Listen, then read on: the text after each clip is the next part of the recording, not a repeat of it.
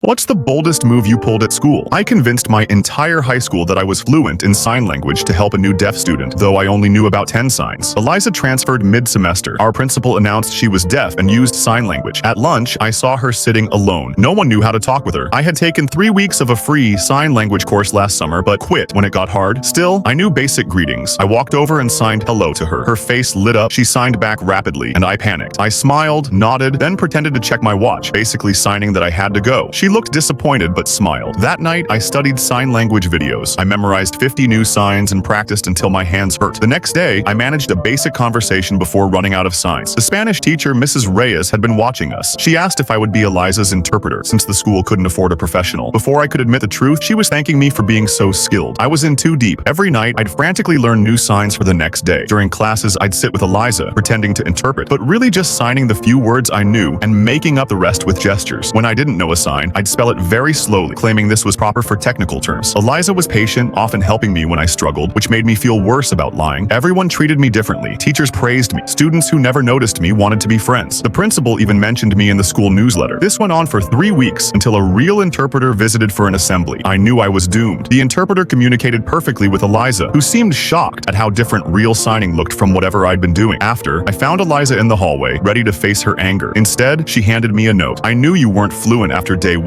I've been teaching you sign language because you were the only person who tried. Thank you." I confessed everything to Mrs. Reyes. Instead of punishment, the school started a sign language club with a proper instructor. 30 students joined, including the football captain. By semester's end, Eliza had a dozen friends who could sign basic conversations, and I was finally learning properly.